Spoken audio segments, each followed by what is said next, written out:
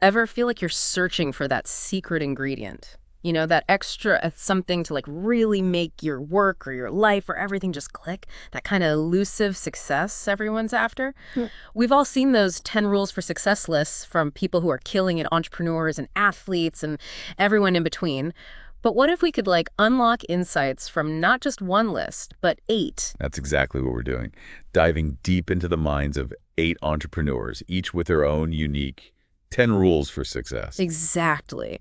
We've got some heavy hitters here. We've got Elon Musk, the guy making headlines with Neuralink and like planning to colonize Mars. Oh, yeah. And Jeff Bezos, who pretty much reinvented online shopping. Oh, yeah. And Bill Gates, of course, the tech giant turned philanthropist. Can't forget Warren Buffett. Oh, yeah. The Oracle of Omaha himself.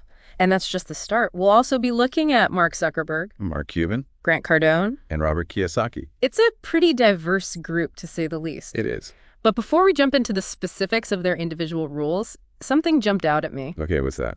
They all seem to emphasize hard work. We see it on Musk's list. Bezos's, Gates, Cuban's. Yeah, but is it just about, like, clocking in the hours? That's where it gets interesting, right? It's not just about the quantity of work. Right. It's the quality and the mindset. Each entrepreneur kind of defines hard work in a slightly different way. Like for Musk, it's about relentless innovation, pushing boundaries, even if it means taking on impossible challenges. Right, and Bezos is all about a customer-centric approach, tirelessly working to, like, anticipate and exceed customer needs. And Gates emphasizes focus. Oh, yeah, prioritizing the most impactful tasks. So it's less about grinding away and more about working smarter, not harder. Exactly. And, that ties into another common thread we see across these lists.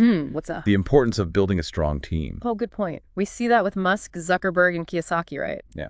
They seem to get that you can't achieve ambitious goals alone. No matter how brilliant or driven you are. Even Elon Musk, with all this talk about getting us to Mars, still needs a massive team of talented engineers and scientists and designers to make that happen. Right. It's about knowing your strengths and weaknesses and surrounding yourself with people who complement those skills. And maybe those who can challenge you to think differently as well. Oh, for sure. Which reminds me of one rule that really made me scratch my head. Okay, which one? Bill Gates has one that says have a bad influence. Oh, right. Isn't that a little bit counterintuitive, especially for someone now focused on philanthropy? It does sound kind of provocative. Yeah. But if you dig a little deeper, you realize he's not advocating for, like, unethical behavior. Right. Okay. He's talking about challenging conventional thinking, questioning the status quo, and not being afraid to go against the grain, even if it ruffles some feathers. So more like being a disruptive force, but in a positive way. Exactly. And it makes sense when you consider Gates' own path. I mean, he dropped out of Harvard to start Microsoft. Which was a pretty big risk at the time. Huge risk. I'm starting to see a pattern here. These entrepreneurs aren't just talking about following the rules. They're talking about bending or even breaking them when it serves a larger purpose. Yeah, for sure. Which brings us to another common theme, risk-taking. Definitely. This one pops up a lot with Musk, Bezos, and Kiyosaki. It's not about reckless gambling, though. Yeah. More about calculated risks. Like Bezos famously said, if you're not making a few mistakes, you're not taking enough risks. Exactly. They all seem to understand that playing it safe might lead to, like, small wins, but Right. bold moves are necessary for big breakthroughs. Absolutely. Okay, so we've got hard work, strong teams, challenging norms, and taking calculated risks. Fake ones. But let's zoom in on a few specific rules that stood out. Okay, sounds good. One for me was Warren Buffett's simple but profound advice. Read, read, read. Oh, yeah, that's a good one. Buffett's a voracious reader, He is. and he credits a lot of his success to the knowledge and insights he's gained from books. And it's not just about finance. No, he reads widely on history, science, biographies. Yeah, he believes that continuous learning is essential for staying ahead and making good decisions. Absolutely. It's something anyone can do, really, regardless of background or aspirations. For sure. I wonder if there's a connection between Buffett's emphasis on learning and Gates's bad influence idea. Oh, interesting. Is it possible that by constantly learning, you're more likely to find areas where the status quo needs a shakeup? That's a good point. Okay, so here's where things get really interesting. Grant Cardone has some very financially focused rules. Like his 47 rule. Yeah, working 40 hours for your employer and another 7 hours on your own side hustle. Intense. It's a pretty hardcore hustle mentality. Cardone's rules definitely reflect his sales background Right. and his aggressive approach to making money. The 47 rule is all about maximizing your time and effort, but it also highlights the importance of investing in yourself and building your own personal brand, That's a good point. which is a pretty stark contrast to Buffett's more patient, long-term investment philosophy. Yeah, Buffett has a rule about having a margin of safety, which in investing means. Minimizing risk. Exactly. Buffett's margin of safety principle is all about buying assets for less than their true value. He compares it to having a bridge built to hold 3 times the expected weight. That's a good analogy. This cautious approach has obviously worked out well for him. Oh, yeah. So on the one hand, we've got Cardone's go big or go home hustle mentality. And on the other, we've got Buffett's slow and steady wins the race. Yeah. It's interesting to see those two philosophies side by side. It really underscores that there's no single recipe for success. Nope. What Yeah. works for one person might not work for another. Absolutely. The key is to find what aligns with your own personality, risk tolerance, and goals. Exactly. Which brings us to a key question for our listeners. What resonates most with you? Yeah. What speaks to your ambitions and values? We'll dig deeper into these different approaches in the next part of our deep dive. So stay tuned. Yeah, stick around. We just explored some pretty different approaches to success, from Cardone's all-out hustle to Buffett's calculated patience, kind of like the age-old question of tortoise versus hare, but in the business world. It's not just about speed, though, right? Yeah. It's the underlying philosophy. Buffett's margin of safety principle is all about minimizing risk, taking the long view, letting compounding work its magic. But Cardone, he seems to advocate for grabbing opportunities aggressively and using leverage to grow faster. It's almost like they're speaking 2 different languages when it comes to money, right? But if we zoom out a little, is there a common thread, connecting these opposite approaches? I think the common thread is purpose, actually. Oh, interesting. I remember how Musk wants to get us to Mars, and Bezos obsesses over customer experience. Zuckerberg wants to connect everyone. Right. These huge goals drive every single decision they make. And in a similar way, even though Buffett and Cardone have completely different methods, they both have a clear vision of what they want to achieve with their wealth. So it's not just about the money itself, but what the money allows you to do. Exactly. Whether it's funding crazy innovations, building a legacy, or just having the freedom to chase your passions. Right. And that brings us back to you, the listener. What's your driving force? What are you working towards? Because defining that personal why, that's crucial. It really is. It affects every other decision you make, from the risks you're willing to take to the people you work with. Speaking of people, we talked about the importance of teams, right? Yeah. But how do you actually build one that can really help you reach those goals? It's not like you can just snap your fingers and poof, a team of superstars appears. Yeah, that's where things get really tricky. It's not just about talent, it's about alignment. You need people with the skills, sure, but they also have to share your vision, share your values. Someone who might be amazing on someone else's team could be a terrible fit for yours if they're not on board with your goals and how you do things. So how do these entrepreneurs find the right people then? Do they all have some secret recruiting hack? Well, if we look at their rules, we see some patterns. Musk and Zuckerberg both talk about hiring people who are smarter than you are. They're not afraid to be challenged by their own team members, to be surrounded by people who bring new ideas and push them to think outside the box. That takes a lot of humility, don't you think? As a leader, you might assume you need to be the smartest one in the room, but these guys are saying the opposite. Exactly. It's about realizing you don't have all the answers.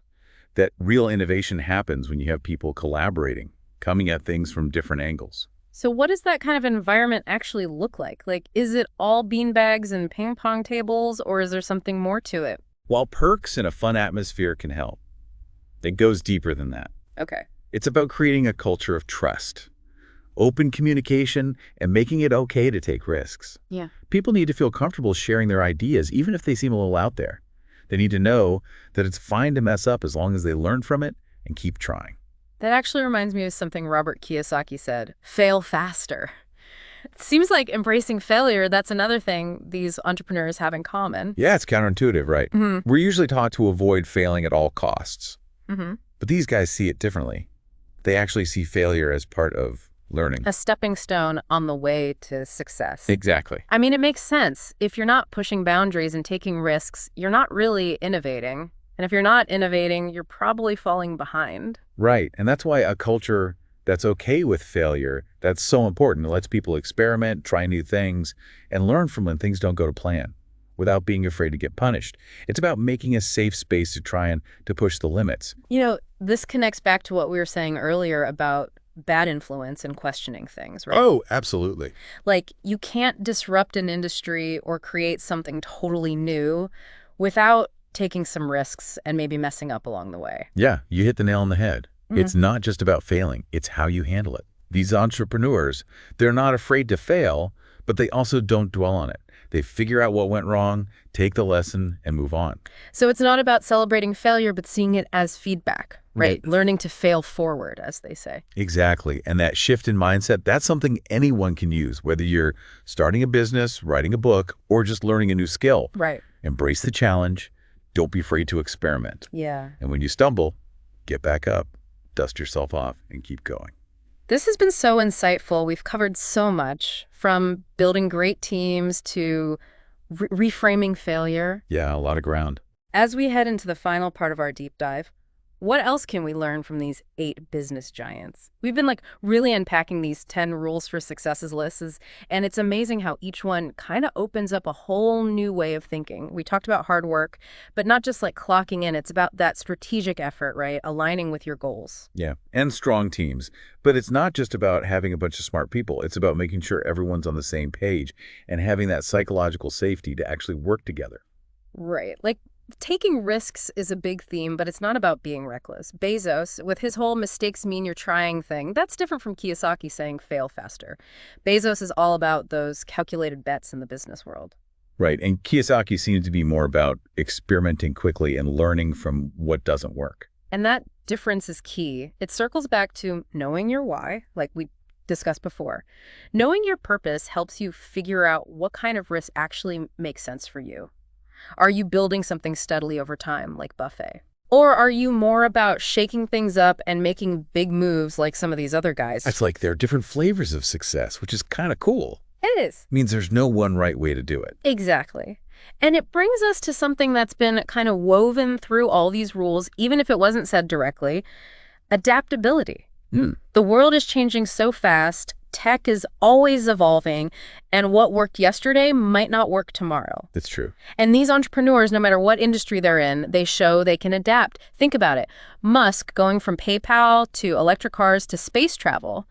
That's not someone who stays in one lane. And even Buffett, who's known for those long-term investments, he still has to adapt to the market changing and new information coming out. Exactly. And being adaptable, it's not just about reacting to changes happening around you. Right.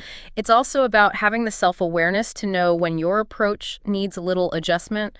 Maybe the way your team is set up that worked great when your company was small doesn't work so well as you grow. Oh, absolutely. Or maybe how much risk you were willing to take in your 20s, that needs to change as your life changes. For sure. So it's not just about setting a goal and rigidly sticking to that path.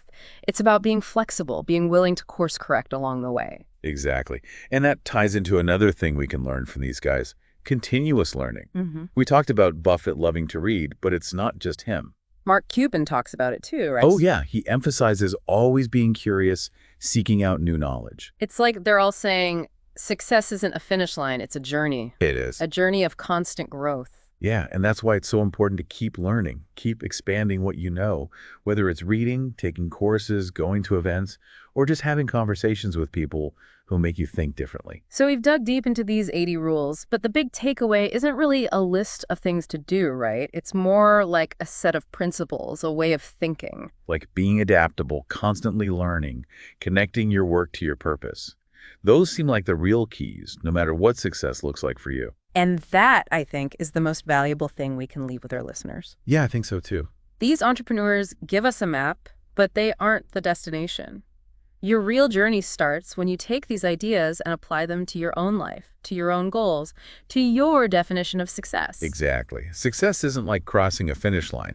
It's what happens along the way when you make all those little decisions and adjustments, guided by what matters to you. So to our listeners, we leave you with this. What stood out to you? What sparked your interest? What will you do differently going forward, whether it's tomorrow, next week, next year, as you create your own path? That's right. And remember, you're the one in charge of your own success story. Thanks for joining us for this deep dive.